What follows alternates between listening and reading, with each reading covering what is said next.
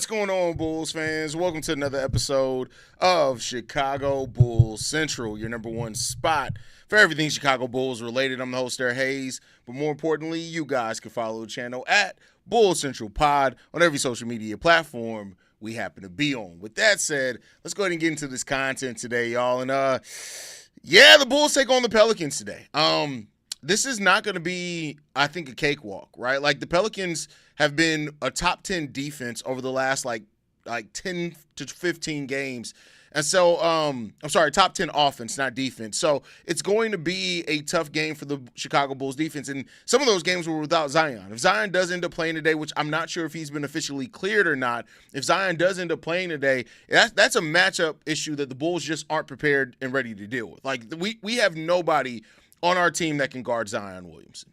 We just don't, right? P. Will has done okay at times, but some people have this thought process like P. Will is a Zion stopper, and that just couldn't be far from the truth. He's never really been that. Slowed Zion down at times, but he's never been a Zion stopper. So that's already eliminated right there. Derek Queen, we've seen physical centers kind of slow Derek Queen down a little bit. That's definitely not going to be Nikola Vučević. You're going to have to rely on Zach Collins and other players to do that. This could be the nail in the coffin for Nikola Vučević, though. For anybody who's hoping that there's a way that Vuč ends up getting benched or anything like that, this game would be the game that could possibly do that for Nikola Vučević. Like, it'd have to be this game that could get that done. If Vuč gets absolutely, completely cooked by Derek Queen, that may be what gets him benched. That may be what happens there, because you're going to need Zach Collins and his physicality, I think, against Zion a lot in this game. If you don't get that, it's going to be ugly. So, we'll see what happens there. We'll see if they're ready, if they're prepared, if they're locked in and ready to go. Because if they are, then they can get some dubs, man. But this is not going to be an easy game. I don't care what the Pelicans' record is. We've already seen the proof of the pudding in that. Record does not matter for the Chicago Bulls. So I don't care if the Pelicans came in here with an 0-62 record. Bulls can't take anybody lightly anymore. So they got to be prepared for this one. And this is going to be a really big test of the rebounding aspect of this as well. This is a really tough rebounding team. So if the Bulls can keep them off the boards, they can help with something. So, we'll see what happens with that one. But it's going to be tough. This is going to be very, very tough game for the Chicago Bulls today. And we shall see if the Bulls are ready for the test finally, because teams like this that can get physical, that can rebound, that are a good offensive team, these are teams that give the Bulls fits. These are teams that cause the Bulls to go on the losing streak. Hell, we saw it against the Pelicans once already, right? So the Bulls have to be really ready for this game. They have to be locked in both mentally, physically, because if they're not, they're going to get punched in the face. And they're going to get punched in the face, and it's going to be ugly. So we'll see what happens there. New Orleans v. Pelicans, it's an interesting matchup. New Orleans v. Pelicans? So they're facing off against themselves? Zion wants to quit basketball and pursue his career as a competitive eater or obesity advocate. You want to quit your career and go forward as a fentanyl advocate. So, what are we talking about there, bro? What are we talking about? Yo, Haize, I'm hoping for a win tonight. The Bears got me hype. Listen, the Bears took care of business that they needed to against the Browns. Let's see if the Bulls can come in and take care of business as well. I still don't think we've had a night where the Bulls and the Bears both play and both teams win. We've had nights where both lost, but I don't think we've had a night where both of them win. But we'll see. We better win this game, especially since we don't play again until Wednesday. I know we do have another little extended time off, which I'm not mad at all. I don't care about us being off for a little bit of time, because I've been getting my ass kicked. Oh, damn, I do have New Orleans versus Pelicans, don't I? Good call there. Let me fix that real quick.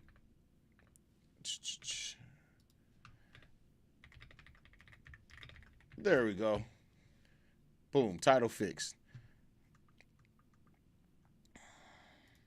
Let's get this W, guys. Bulls need to get back on track. Yeah, let's hope so. Rob says, last game versus New Orleans, the ref called a couple of fouls on P. Will on Zion drives that were iffy calls.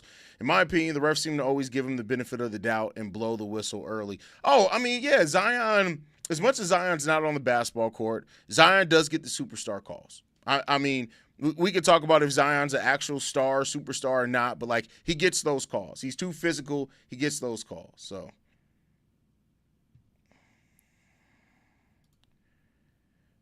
let Bulls go. Time for redemption. Let's hope we can take care of business. We got to, because after this game, what is it, 2 games against Cleveland? After this, 2 games straight against Cleveland, or home and home against Cleveland, that's definitely not going to be, even though Cleveland's playing rough, right? Like, Cleveland's not playing the way that you expect them to play coming into the season. But against the Bulls, you can never give anything for granted, right? So, yeah, 2 games against Cleveland, a home and home, and then 2 straight games in Atlanta after that, which is weird that usually you see when you face the same team back-to-back, it's a home and home, but it is what it is. Listen, bro, nothing wrong with fentanyl in moderation. I'm not that's you're a cokehead. You're hype. You're a hype if that's how you feel. Patrick Williams going for 2020 game. Yeah, come on. Jeremy, lay off the weed, bro. Your thoughts on Spurs beating OKC with Wemby playing limited minutes? That has nothing to do with the Chicago Bulls. You may hear me talk about that over on NBA Central, but I'm not going to talk about that here. Nice to know we have most of our bench back. Hopefully we can stay healthy. Yeah, I mean, outside of Io, we're basically fully healthy. So that's good. We haven't seen this team this close to healthy at any point in the season. Even last game, when you think about it, we didn't have Kevin Huerter. So Kevin Huerter comes back in this game. So, the Bulls I get it. And like I said many times before, at this point, we're well past the point of blaming everything on health.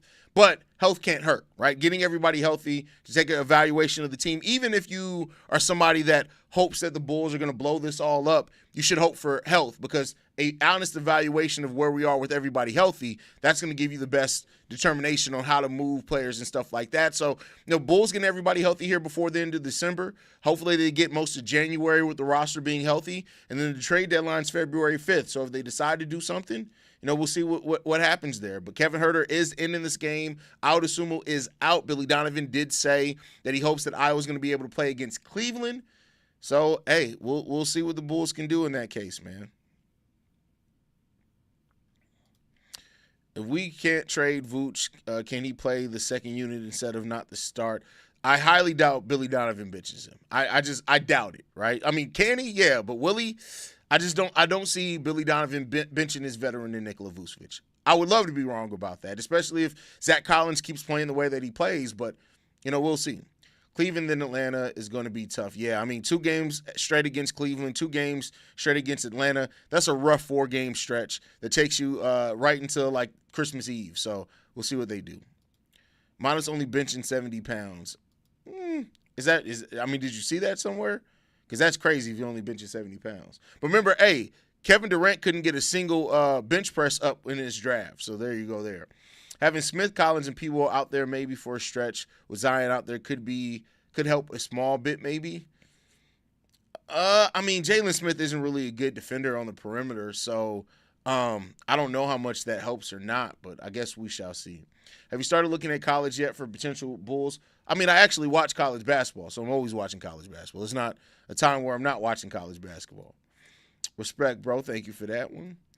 What Queen's stat line tonight versus us? I don't give a shit. If the Bulls get a dub, that's the most important thing.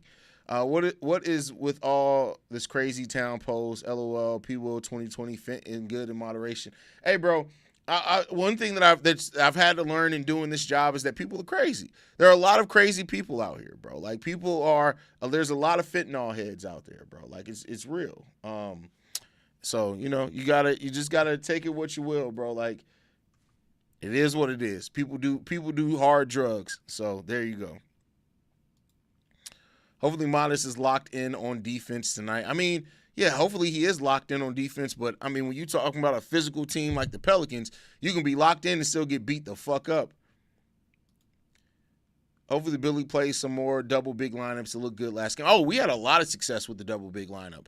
The advanced analytics loved. Now I think it was like 10.5 minutes if I'm not mistaken. So I don't want to paint it like, oh my God, we played so many minutes with a double big lineup. And I don't think you're ever going to see us do like 15, 20 minutes a game of double big lineups. But I do think seeing them out there together does show you that you can use those guys in certain instances. Let's go to it. Give me 1 second. I just want to make sure I'm remembering correctly what the exact number. So Zach Collins on, put Jalen Smith on. So, yeah, it was 10 minutes. We were +9 with a net rating of +45, an offensive rating of 135, and a defensive rating of 90. Those are amazing numbers. Now, of course, that's not going to maintain more than likely, right? But the fact that you played those guys 10 minutes together in a couple of different lineups shows that, hey, maybe it could be a little bit of a weapon in certain matchups. Like, you think about it this way. You got Cleveland coming up. It's going to be important to be able to play double bigs against Cleveland, even though I think Evan Mobley is going to be out for a little while now. Even against Atlanta with Porzingis out there and Jalen Johnson, you can do some of those similar things there. So having a double big lineup that you can trust and go to, I think, is really important. Bulls should look at Larry Drew for head. See, and that's the fin, though. The 2 games back-to-back versus the same teams twice, Billy got to coach. Yeah, you got to coach because that's what it really exposes. It's like a little mini-series, like in playoffs. And, I like playoff series, it exposes which coach can really adjust those micro-adjustments, right? It's really important when you're playing the same team multiple times. So we'll see what Billy Donovan can do there. Haize, will you play the Denver Nuggets again on my birthday? What? Will I do? Well, I'm not playing the Nuggets. What are you talking about?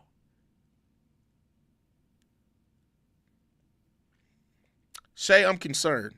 I'm officially concerned. Would love to see the big lineup with Collins at center and Smith at the 4 more often. Like I said, let's temper the expectations. I don't think you'll ever see them like a lot, but I do think you can see them more consistently, if that makes sense, right? Like, I don't think it's going to be something that Billy Donovan trouts out a lot, except for when we play in certain teams or just in general when you need some kind of physicality in there. So maybe that's the case. Who the hell is calling me? Oh, that was alert for the weather.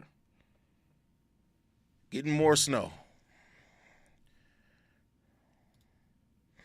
Patrick Williams needs a follow-up showing from last game. Dude needs 12 points plus with some other stats to affect the game. If he brings 6 points and 3 rebounds, I disagree with that. I don't think the way that you affect the game isn't always in the stat line. For example, if Patrick Williams can play amazing defense and score 6 points, and only the 6 points are going to show on the stat line. So I disagree. I don't think Patrick Williams' role is always going to be scoring points. Now, of course, if you have open shots and when we get in transition, people are going to be involved. But I disagree adamantly that the way that you impact the game is just by the stat line, especially when one of your best traits is defensively, and especially as well as when you're a role player. Like, Trey Jones' stat line was terrible last game if you just look at the stat line. But if you watch the actual game, you know that Trey Jones absolutely impacted that game defensively. So I disagree there. Now, it's always good when P. Will hits his open shots and is a little bit more aggressive, but I think with P. Will, especially in a game like this, where the Bulls are going to need some toughness, I think that P. Will can affect the game with 6 points. It depends on what level of defense he plays. And so because of that, I don't think that defense is always something that shows up on the stat line. Like, you can play an amazing game defensively and have no steals and no blocks. So I can't agree with that. I think when you have a game with like Zion and Derek Queen, Yves Missy, Herb Jones, right? Like, you have all these guys that P. Will could potentially be on. I'm not going to say that P. Will needs to have 12 points to affect the game. I just adamantly disagree with that. Just in terms of length and verticality and effort on defense, lately I feel like Smith, Collins, P. Will provide most experience in the front court, mobility and strength compared to the rest of the roster.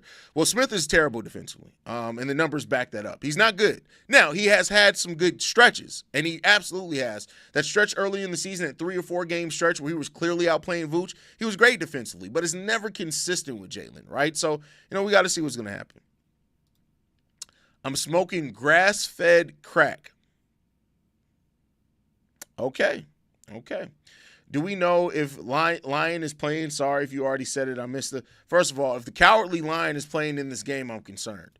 I'm good. Well, no, the Cowardly Lion is P. Will. So I don't think we got to worry about that. I think, let me stop playing with you. Hold on, let me see if they've officially announced it yet. Give me 1 second. Pelicans. Let's see.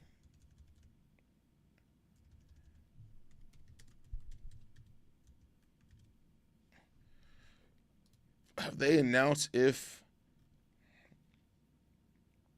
Zion, just 2 minutes ago, Zion is available tonight. So Zion is playing. Jesus Christ. All right, there you go. Zion Williamson is playing today. Trey Murphy and Herb, if he playing, will be problems too. Oh, yeah, absolutely. There are always problems. What up, bro? Still have faith in the squad despite years of ineptitude, stuck being middle of the pack due to the organization incompetence. We still have a lot of good experience. This is young talent here. We got talent, like I've said all the time, and I know people will tell you we don't. We have talent on this roster. Now that doesn't always mean that you're going to have. There've been like the Nets were talented. What did they accomplish, right? When they had KD and those boys. So, and that's way more talented than the Bulls. So like. We have talent on the roster, and I don't subscribe to this thought process that a lot of people have where they're like, oh, my God, nobody on this team would start for a good basketball team. I don't subscribe to that. But having talent is one thing. How that talent comes together is really important, right? I meant to say my bad. You know I don't be paying attention. That's funny. Haize versus the Nuggets next time on Dragon Ball Z. Oh, damn, we faced the Nuggets again on your birthday? That's funny. They schedule those games on your birthday. Hey, let's see. Listen, one thing about Vuč is Vuč does play really good defense against Jokic. So if Vuč played Jokic 82 games a year, he'd probably be a top 10 defensive center. So, bro, how do the Bears play outside when it's -5 without freezing? Hey, bro. If you've never played football, you don't really like. I'm gonna be honest with you. You don't really feel it. I'm gonna be 100% honest with you, man. Not to say that like when you're on the sideline, when you're not playing, like if you're an offensive player and the defense is on, you'll feel it. But usually they have those huge overcoats. And also, you got to remember the team's benches, like they're heated. So when players go and sit on the bench, they're heated. So they usually feel fine. But when you're out there playing, you really don't think about it, to be honest with you. Especially if you're in the zone, you don't really think about it. The minimum amount of shot attempts P-Will has, 6 to 8. He highly relies on being efficient. Unfortunately, he hasn't been before the last game except from 3. I watched Matas call for the ball at the 3 line and then not give it to him. Need to see him get more touches. Well, Matas doesn't need to take as many threes, though. Like, Matas' thing is, and this is a problem that's reared itself after probably the Bulls' first 8 games this season, is Matas is settling at the three-point line. If you go back and look at the beginning of the season, when Matas was averaging close to 16 points per game, part of that was because Matas was always cutting to the rim. And so Josh Giddey, Trey Jones, they were fighting him when he was cutting. And so now Matas is kind of sitting at the three-point line. He is calling for the ball, but you need to move. And that's the thing that I always say, ball movement, player movement. You need those two things, ball movement, player movement. And we got to see how it's going to happen for the team. I know you want Matas to add a mid-range game, but after hearing Matas say Billy was on him for taking a midi, do you think that hurts his development? Well, if I'm not mistaken, Matas more so said that he went to a layup, if I'm not mistaken, but maybe I'm mistaken about that. Matas needs a midi. Like that, there's just no part. He needs a midi. He needs a floater. I want to see him develop that kind of that Dirk-ish fadeaway shot with his length and the hops that he has. But no, you need a mid-range shot. I think that's going to be so. Everything for Matas Buzelis is either at the three-point line or at the rim. He's going to need a midi. He's going to need a midi.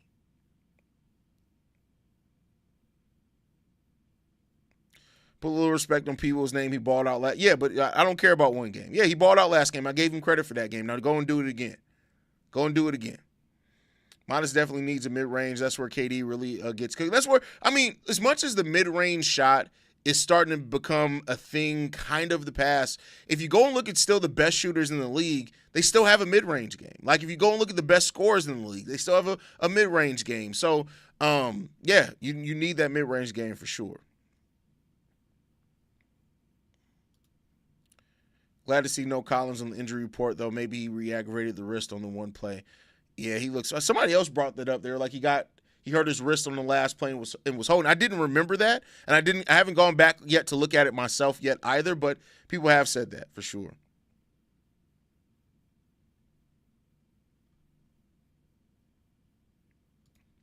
P-Will, our past one game, raw rock, clap for him, and we've lost enough games now where the behind the scenes. Not scoring, not stat effect is not what? Scott, you got to rewrite that in English, bro.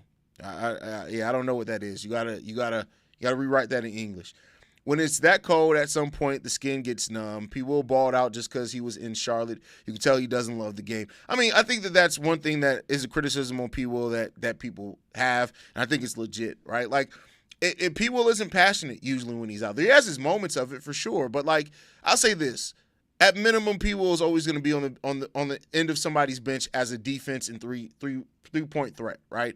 I think he's going to still be P. Will is going to have a long NBA career. Doesn't mean that he's going to play heavy minutes, all of that, but he's going to have a long NBA career for sure.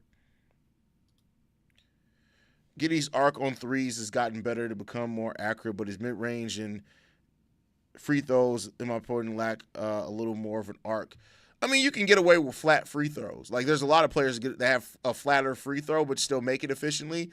His mid-range game, I don't know that I've seen that. I'd have to go back and look at that potentially, because I feel like most of the time when Giddey's in the mid-range, he actually is going for those floaters. He's going for those that like the push floater that he does, or he's trying to spin and get to the rim. I don't feel like Giddey finishes in the mid-range a lot. But hold on, I could look that up real quick. Give me a second. I just want to see. Regardless of I know you're more so talking about the arc on the shot, but I want to see what his efficiency is, because I don't. If the shot's not the prettiest, I don't care. Joakim Noah's shot was ugly, but he developed into a nice little midi. So I don't care about that. So mid range, only 17% of Josh Giddey's field goals. No, I'm sorry, he's shooting 17% from mid range. Only 7% of his shots are coming from the mid-range. So it's a very low part of his game, and he's not shooting it effectively at all. So there you go on that one, right? But at least his least effective shot is also the one that he's shooting the least amount. So take that for what you will. He's shooting 46% on corner threes, 40% from above the break threes, 47% in the paint, and 60% in the restricted area of the paint. So I mean, he's pretty much turned himself into a really good, efficient shooter, which is really good to see for Josh Giddey.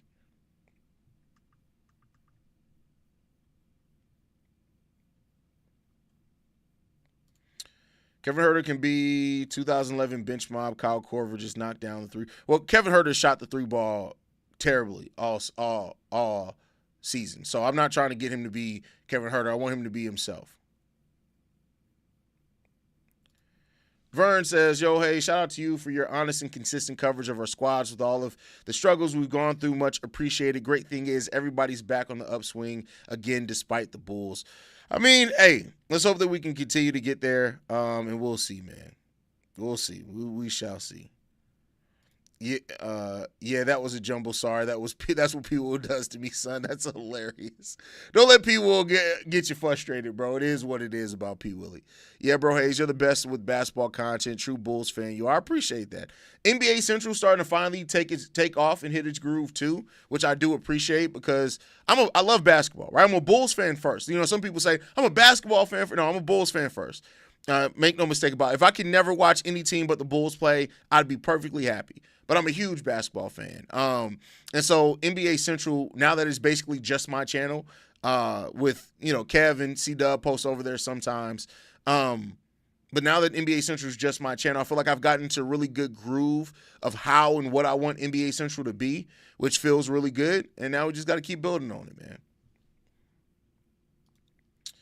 I noticed in the last game, P-Will plays better when he's not chewing gum. Let's track that. He was just in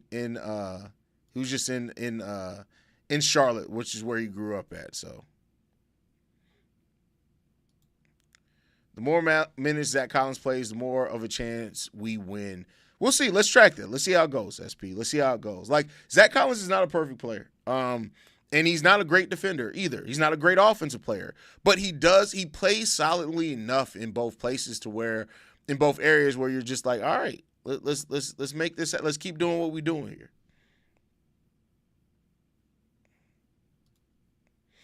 Hopefully we can beat Cleveland them 2 games. Cleveland just lost to Charlotte just now. I mean, Cleveland's been struggling, bro. Like, Cleveland has been struggling. How do you feel about P-Will now that it's more of a large sample size of him playing off the bench? I mean, he's perfectly serviceable as a role player. I mean, is the way that I look at it. Like, he's not consistent, right? But the thing with P-Will and the reason, like, when I was going back and forth with Scott is, like, I don't need P-Will to score a bunch of points every game. His role is going to change based on the the team that we're facing off and against that matchup any given night. That's the nature of being a role player, right? So P. Will doesn't always have to, like when he was a starter, it was different. Now that he's not even the first, like he's not even the sixth man. P. Will is like your eighth or ninth guy in your rotation, right? So now that that's where he is, it's not just about the points that he scores all the time. To me, it's about, all right, defensively. When we need a defensive stop, are you out there getting defensive stops? When we need some rebounds, are you out there rebounding? Like, what are you doing? Just find a way to impact the game every night. That's all I need from P. Will. Whether that's stat sheet based or not stat sheet based, find a way to impact the game every night. If you do that, then we're cool where you are. Like, again, the contract, the draft position, all that shit don't matter anymore. That doesn't matter at all. It now matters more about how do you find a way to impact every game? And we'll see what happens with that with P. Will. That's all we can do. As of right now, we're still a net negative when P. Will is on the court, both in net rating and in plus minus, but we've been losing a lot. So I'm not going to say that means that he can't still have some type of positive impact and role for this team. I actually think the less you have to play P. Will and rely on him, the better he becomes, right? Because the less you're asking him to do. That's just my personal opinion.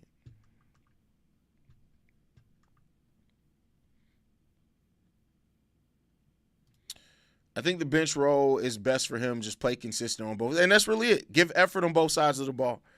And when you have role players that do that, that's where it starts making a big difference for you. That's really all it's about. Find a way to give that effort on both sides of the ball every single night. That's really it. Is Ayo still out? Yes, Ayo is out tonight. Kevin Huerter is back in, though. So we are getting Kevin Huerter back, even though we're not getting Ayo Dosunmu back. Ayo's the only player that's out tonight. So we're getting closer and closer to full strength. Haize, do you think we can just play Collins and Jalen as his backup and let Vučević just sit? Can you? Technically, but they're not going to do that. They're not just going to sit Vučević making $21 million. They're just not going to do that. Especially with they're still going to try to move him at the trade deadline. Like, so because of those things, those factors, like Vučević is still going to play here. They're not just going to bench him and let him wither away on the end of the bench, despite what some Bulls fans want to see for Nikola Vučević. So. And that's the right decision. Like, Vučević can still make an impact at times. Just got to see how it's going to keep going. Yay, listen, red velvet is just chocolate cake with red icing. Kevin Huerter is not chocolate. We got to pick a different name than red velvet.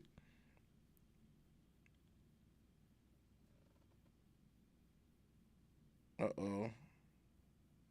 Hold on, my sister texted me.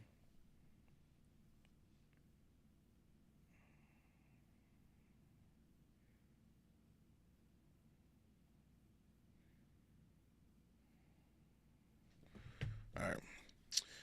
Haize, what top three players do you realistically want at the Bulls? Top three players? You mean like top three in the NBA? Are you talking about what players would I like? I mean, in my dream world, the Bulls can find a way to acquire Trey Murphy III and then sign Walker Kessler in the offseason. That's my dream world. I'm not saying that those are the end-all, be-all as far as players, but any combination of Trey Murphy, Daniel Gafford, Walker Kessler, any combination of those players, even Mark Williams as a more of a right now piece while you find your center of the future, those are things that I love. So we'll see. See red, y'all. Go Bulls. Bear down. Chicago versus everybody. That is hilarious. It's always Chicago versus everybody. Flaming red for Kevin. That's crazy. Anybody out there with Vučević suffers net rating wise? Not necessarily, because that's not necessarily how net rating. That's more of a plus minus than net rating. But I get what you're getting at for sure. Dalen Terry and Julian Phillips are my biggest disappointments of the season. Why? We knew that they weren't going to have big roles. Listen, I mean, to each their own. Like, you have the right to be disappointed in a player. I'm not saying that you're crazy for that. But, like, we did not expect those guys to have – I didn't even expect for them to be consistently in the rotation. So, it's hard for me personally to be disappointed by somebody that players I didn't even expect to really be in the rotation personally. That's just my thought process on it. But, we'll see. We shall see how things continue to go for those guys. Is there any way we can get Murpit? Who the fuck is Murpit? What the heck? See, Shay got y'all all spelling crazily. But all right, y'all. Go take a break. I'll be back in 30 minutes for the live call. But yeah, we shall see what's going to happen. The Crimson Carrot is crazy. We'll be back live for the game, man. Love you guys. Go Bulls. See Red, y'all. See y'all back here in about 30-ish minutes. Bull down. That's not how that works. Go Bulls. See Red, y'all. See y'all in a second. Peace. This has been a presentation of the Break Media.